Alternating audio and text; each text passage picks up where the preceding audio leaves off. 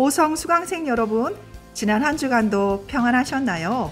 오사모의 오묘한 성경 공부 시간입니다. 오늘 드디어 오성 마지막 시간입니다. 처음 오성을 시작할 때는 50주라는 시간이 길 것이라고 생각되었는데요. 그 시간이 훌쩍 지나 벌써 마지막 시간이 되었네요. 오늘도 우리 동집사님과 맹건사님 함께 해주셨는데요. 이렇게 마지막 시간까지 같이 해주셔서 너무너무 감사합니다. 두 분뿐만이 아니라요. 50주간의 여행 동안 열정적으로 그리고 성실하게 참석해 주신 모든 수강생 여러분들께 감사의 마음을 전합니다. 오랜 시간 함께 여행을 하면서 힘겨운 순간도 있었을 텐데요. 그러한 위기를 잘 극복하시고 다시 힘을 내어 대열에 합류하셔서 이 마지막 종착역에 도착하신 여러분들은 정말 대단하신 분들입니다. 오늘 마지막 수업을 다 들으신 다음에는요, 여러분들 스스로를 토닥토닥 칭찬해 주세요. 아마 하나님께서도 여러분들을 칭찬해 주실 것입니다. 오성은 강의를 준비하는 저에게나 또 강의를 들으시는 여러분들에게나 결코 쉽지 않은 과정이었습니다. 낯선 곳을 탐험하면서 오성과 함께 4계절이나 보냈습니다.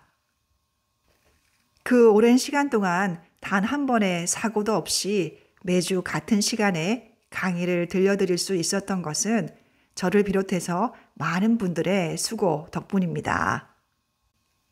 매번의 강의 동영상을 잘 편집해 주신 우리 영상 간사님께 감사드리고요. 많은 수강생들을 격려하기도 바쁘셨을 텐데요. 제가 부탁드릴 때마다 아름다운 찬양으로 우리를 위로해 주셨던 박 목사님을 비롯한 교육자님께도 감사의 말씀을 전합니다. 또한 많은 수강생들의 출결을 일일이 챙기면서 수고롭고 번거로운 일을 마다하지 않았던 우리 반장 집사님께도 감사의 말씀을 전합니다. 그리고 이 모든 것들을 가능하게 하셨던 오성의 알파와 오메가 되시는 우리 하나님께 감사와 영광을 돌립니다. 그럼 우리 함께 첫 출발할 때의 마음가짐을 다시 한번 기억하시면서 50번째 여행 출발하겠습니다. 잠시 후 우리가 도착할 최종 목적지에 우리 모두 함께 하기를 기대하겠습니다.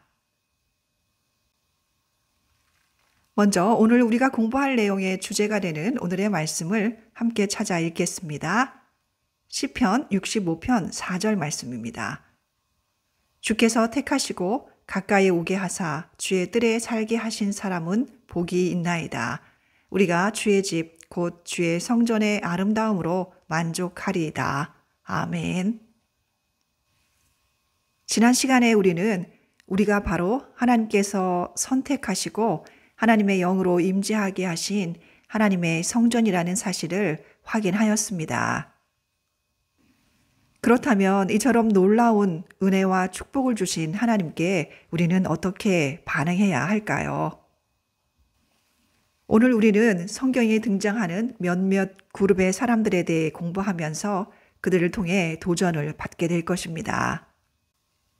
이제 마지막으로 성막의 평면도를 다시 한번 그려보도록 하겠습니다.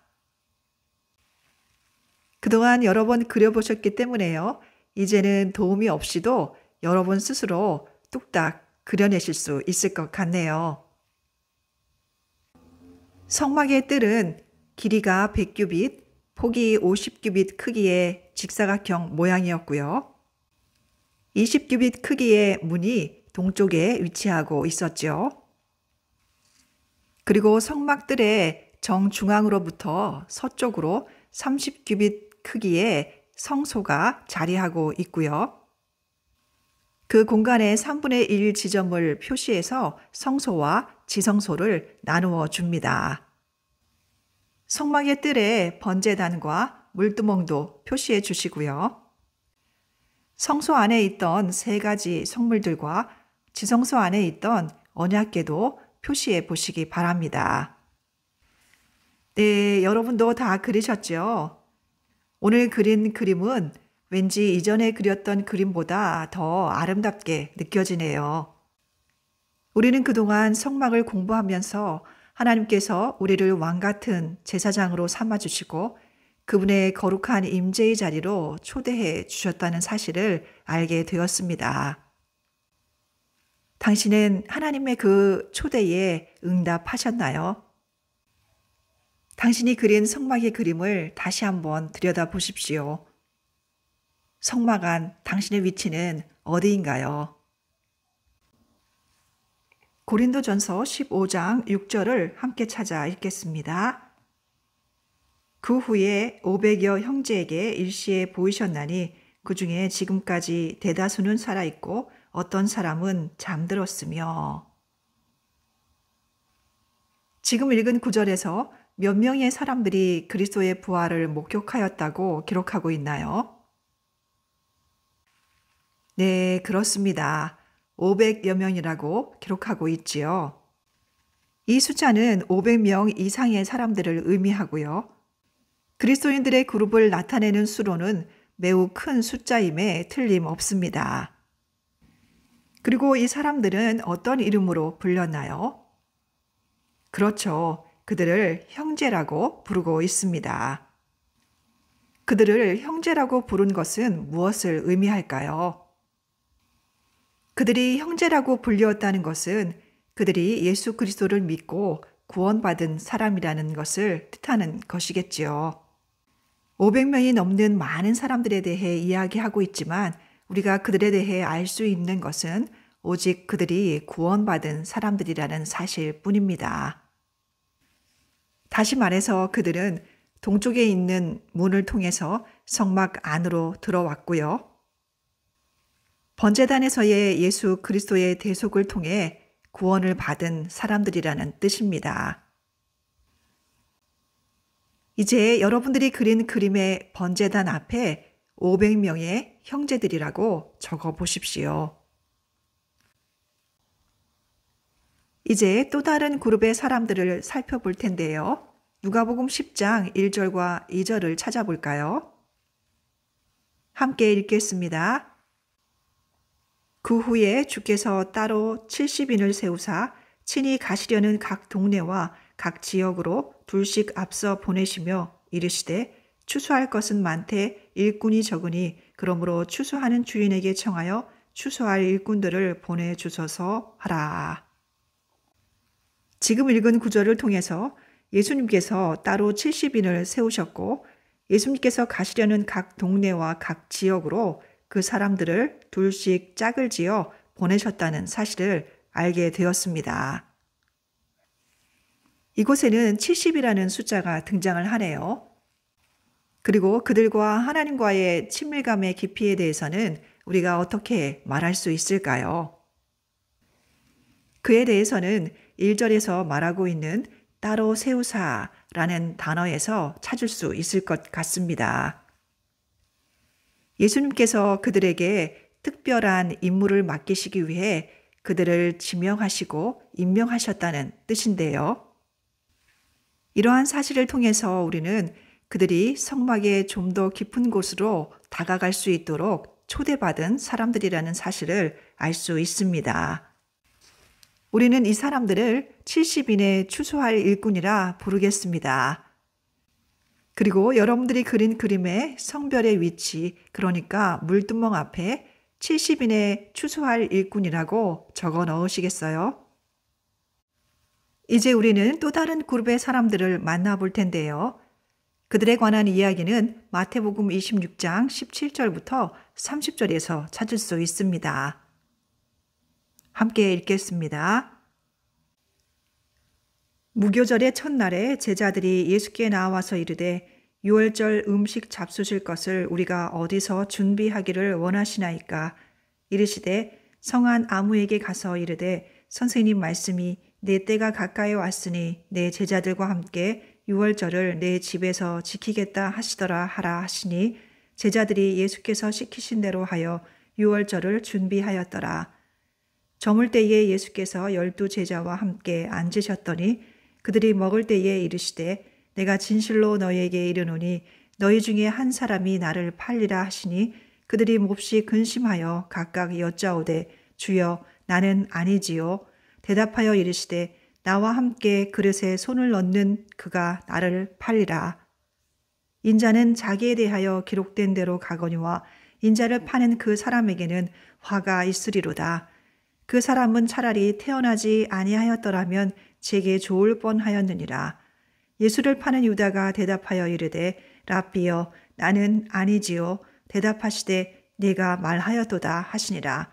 그들이 먹을 때에 예수께서 떡을 가지사 축복하시고 떼어 제자들에게 주시며 이르시되 받아서 먹으라. 이것은 내 몸이니라 하시고 또 잔을 가지사 감사하기도 하시고 그들에게 주시며 이르시되 너희가 다 이것을 마시라. 이것은 죄 사함을 얻게 하려고 많은 사람을 위하여 흘리는 바 나의 피 곧 언약의 피니라. 그러나 너희에게 이르노니 내가 포도나무에서 난 것을 이제부터 내 아버지의 나라에서 새 것으로 너희와 함께 마시는 날까지 마시지 아니하리라 하시니라. 이에 그들이 찬미하고 감람산으로 나아가니라. 아멘. 우리가 지금 읽은 내용은 예수님께서 죽음을 앞두시고 사랑하는 그의 제자들과 마지막 만찬을 나누시는 사건을 기록하고 있습니다. 이곳에서 예수님과 함께 식탁에 앉은 사람들은 누구인가요? 그렇습니다. 그들은 제자들이라고 불리었고요. 그들의 수는 12이었습니다. 이 12명의 사람들은 살아계신 하나님께서 임재하시는 성막 안으로 한 걸음 더 나아갔습니다. 그들은 그분의 식탁에 함께 앉아 먹고 대화하고 교제를 나누었던 사람들입니다. 그들은 하나님과 그분의 자녀 사이에 교제가 가능하게 해주셨으며 그것을 유지하게 해주시는 분이시며 하늘로부터 오신 참 성막이신 예수 그리스도에 참여함으로 하나님과 더 깊은 교제를 나누었던 사람들입니다. 이제 여러분들이 그리신 그림의 성소 앞에 하나님과 교제한 12명이라고 적어보시기 바랍니다. 이제 우리는 성막의 가장 깊은 곳으로 나아갔던 사람들을 만나보려고 합니다.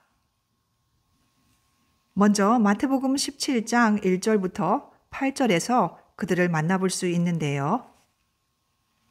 엿새 후에 예수께서 베드로와 야고보와 그 형제 요한을 데리시고 따로 높은 산에 올라가셨더니 그들 앞에서 변형되사 그 얼굴이 해같이 빛나며 옷이 빛과 같이 희어졌더라. 그때에 모세와 엘리야가 예수와 더불어 말하는 것이 그들에게 보이거늘 베드로가 예수께 여쭈어 이르되 주여 우리가 여기 있는 것이 좋사오니 만일 주께서 원하시면 내가 여기서 초막 셋을 짓되 하나는 주님을 위하여 하나는 모세를 위하여 하나는 엘리야를 위하여 하리다. 말할 때에 호련히 빛난 구름이 그들을 덮으며 구름 속에서 소리가 나서 이르시되 이는 내 사랑하는 아들이요 내 기뻐하는 자니 너희는 그의 말을 들으라 하시는지라. 제자들이 듣고 심히 두려워하니 예수께서 나와 그들에게 손을 대시며 이르시되 일어나라 두려워하지 말라 하시니 제자들이 눈을 들고 보매 오직 예수 외에는 아무도 보이지 아니하더라. 아멘. 지금 우리가 읽은 내용에는 흔히 변화산 사건이라고 불리우는 사건이 기록되어 있는데요. 예수님께서 제자들 중 일부만 데리고 따로 높은 산에 올라가셨고요. 2절에서 말하고 있는 것처럼 그들 앞에서 변형되사 그 얼굴이 해같이 빛나며 옷이 빛과 같이 희어졌던 사건을 기록하고 있습니다. 그리고 우리가 살펴보기 원하는 또 다른 곳은요. 마가복음 5장 22절부터 43절의 내용입니다. 회당장 중에 하나인 야이로라 하는 이가 와서 예수를 보고 발 아래 엎드리어 간곡히 구하여 이르되 내 어린 딸이 죽게 되었사오니 오셔서 그 위에 손을 얹으사 그로 구원을 받아 살게 하소서 하거늘 이에 그와 함께 가실새 큰 무리가 따라가며 애워싸 밀더라. 12해를 혈루증으로 알아온 한 여자가 있어 많은 의사에게 많은 괴로움을 받았고 가진 것도 다 허비하였으되 아무 효염도 없고 도리어 더 중하여졌던 차에 예수의 소문을 듣고 무리 가운데 끼어 뒤로 와서 그의 옷에 손을 대니 이는 내가 그의 옷에만 손을 대어도 구원을 받으리라 생각함일러라. 이에 그의 혈루 근원이 곧 마름에 병이 나은 줄을 몸에 깨달으니라. 예수께서 그 능력이 자기에게서 나간 줄을 곧 스스로 아시고 무리 가운데서 돌이켜 말씀하시되 누가 내 옷에 손을 대었느냐 하시니 제자들이 여짜오되 무리가 애워싸 미는 것을 보시며 누가 내게 손을 대었느냐 물으시나이까 하되 예수께서 이 일 행한 여자를 보려고 둘러보시니 여자가 자기에게 이루어진 일을 알고 두려워하여 떨며 와서 그 앞에 엎드려 모든 사실을 여쭈니 예수께서 이르시되 딸아 내 믿음이 너를 구원하였으니 평안히 가라 내 병에서 놓여 건강할지어다. 아직 예수께서 말씀하실 때에 회당장의 집에서 사람들이 와서 회당장에게 이르되 당신의 딸이 죽었나이다. 어찌하여 선생을 더 괴롭게 하나이까? 예수께서 그 하는 말을 곁에서 들으시고 회당장에게 이르시되 두려워하지 말고 믿기만 하라 하시고 베드로와 야고보의 형제 요한 외에 아무도 따라옴을 허락하지 아니하시고 회당장의 집에 함께 가사 떠드는 것과 사람들이 울며 심히 통곡함을 보시고 들어가서 그들에게 이르시되 너희가 어찌하여 떠들며 우느냐 이 아이가 죽은 것이 아니라 잔다 하시니 그들이 비웃더라. 예수께서 그들을 다 내보내신 후에 아이의 부모와 또 자기와 함께한 자들을 데리시고 아이 있는 곳에 들어가사 그 아이의 손을 잡고 이르시되 달리다굼 하시니 번역하면 곧 내가 내게 말하노니 소녀야 일어나라 하심이라. 소녀가 곧 일어나서 걸으니 나이가 12살이라. 사람들이 곧 크게 놀라거늘 예수께서 이 일을 아무도 알지 못하게 하라고 그들을 많이 경계하시고 이에 소녀에게 먹을 것을 주라 하시니라. 아멘.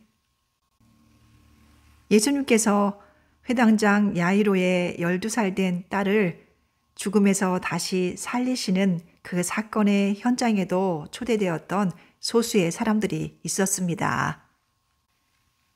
이들에 대해 기록하고 있는 한 곳을 더 찾아볼까요? 마가복음 14장 32절부터 52절입니다.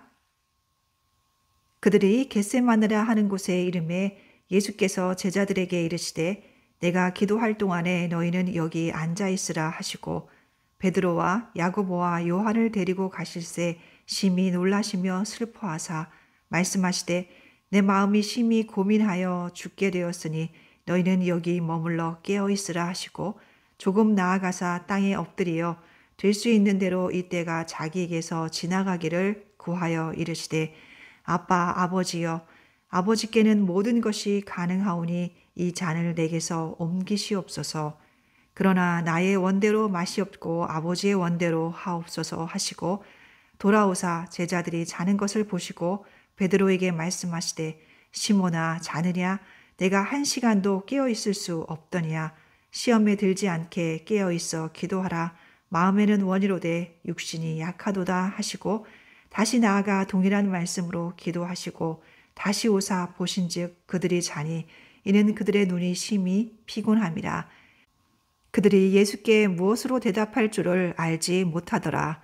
세 번째 오사 그들에게 이르시되 이제는 자고 쉬라 그만 되었다 때가 왔도다 보라 인자가 죄인의 손에 팔리느니라. 일어나라 함께 가자 보라 나를 파는 자가 가까이 왔느니라. 예수께서 말씀하실 때에 곧 12 중에 하나인 유다가 왔는데 대제사장들과 서기관들과 장로들에게서 파송된 무리가 검과 몽치를 가지고 그와 함께 하였더라.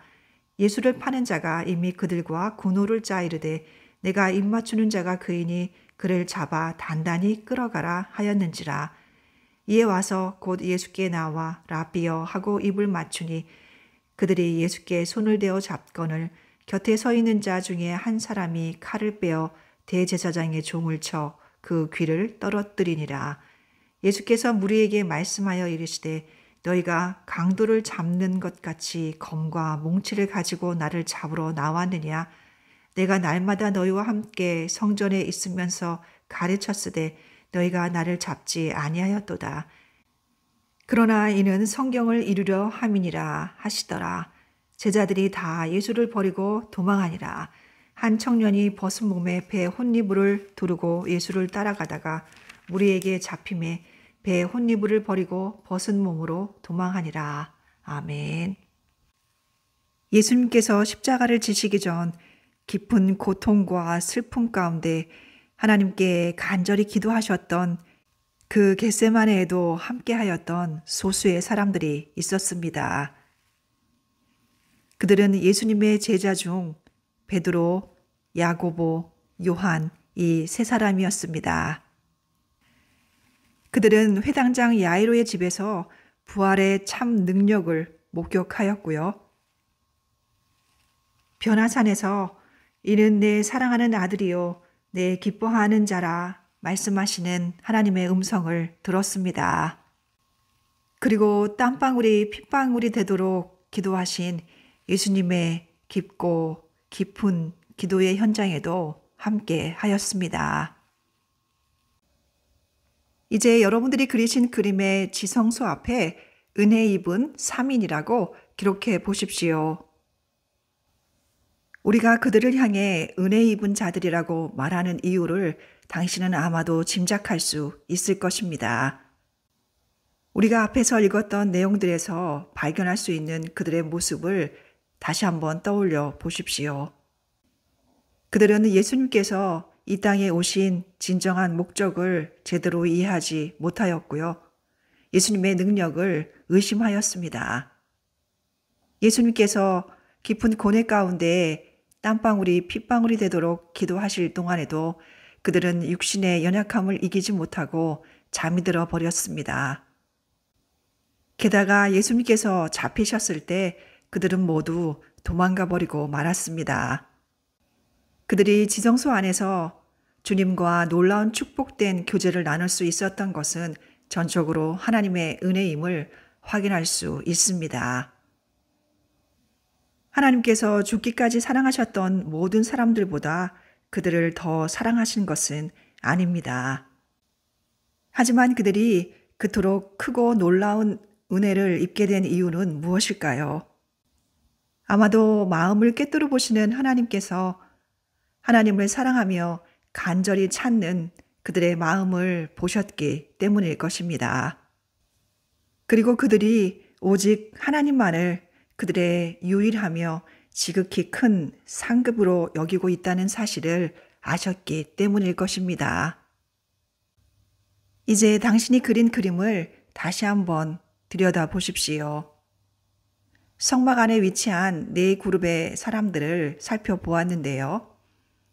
당신은 그럼 지금 어디에 위치하고 있나요? 우리는 성막의 문 앞이 아니라 지성소에 들어갈 수 있는 특권을 가진 사람들입니다. 우리는 하나님께 가까이 나아갈 수 있을 뿐만이 아니라 전능자의 그늘 아래 거할 수 있는 사람들입니다. 그리고 그 특권과 자유를 누릴 수 있도록 성령의 능력도 주셨습니다. 따라서 우리는 그러한 특권과 자유를 누리는 것을 기쁘게 여겨야 할 것입니다. 당신도 은혜 받은 저 세 사람처럼 지성소 안에 거하시길 원하시나요?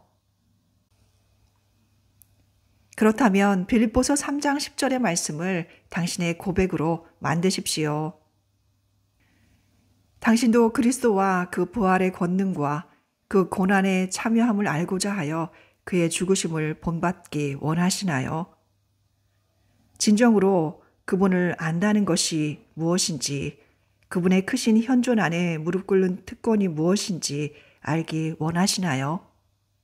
그렇다면 당신은 지성소로 들어갈 수 있습니다. 이제 당신을 향해 손짓하고 계시는 하나님을 향해 달려가십시오. 하나님께서 우리를 위해 찢어버리신 그 휘장을 통하여 들어오기를 간절히 원하고 계십니다. 이제 마지막으로 당신이 그린 그림을 보십시오. 그리고 지성소 안에 4개의 원을 그려보세요. 그중 하나가 바로 당신의 것입니다. 그리고 이곳이 바로 우리 여행의 목적지입니다. 이제 우리는 지성소 안에서 하나님과의 깊은 교제를 나누게 될 것이고요. 이전과는 결코 똑같은 삶을 살지 않게 될 것입니다. 그리고 이 땅을 살아가는 동안 우리가 지성소 안에서 하나님과의 친밀한 교제를 계속 유지한다면 그것은 우리를 마지막 그날 새로운 성막의 지성소 안으로 우리를 인도해 줄 것입니다. 기도하겠습니다. 하나님 아버지, 우리를 지성소 안으로 초대해 주셔서 감사드립니다. 그 초대에 응답하여 용감하게 지성소 안으로 들어가 하나님과 더 깊은 교제를 나누며 하나님에 대해 더 많이 알고 경험하는 저희들 되게 하여 주시옵소서. 그동안 말씀을 통해 주셨던 은혜와 가르침에 반응하여 하나님께 드렸던 각오와 결심을 잊지 않게 하여 주시고 끊임없이 가르치시는 성령님의 음성에 귀 기울이는 저희들 되게 하여 주시옵소서. 그동안 오호성을 통하여서 부끄러울 것이 없는 일꾼으로 자라나길 원하였던 모든 이들에게 더 큰 은혜를 주시옵고 수고한 모든 이들을 축복하여 주시옵소서. 예수님의 이름으로 기도드렸습니다. 아멘. 지성소 안에 거하는 것이 당신에게 어떤 의미가 있는지 깊이 묵상하시는 한 주간 되시기 바랍니다.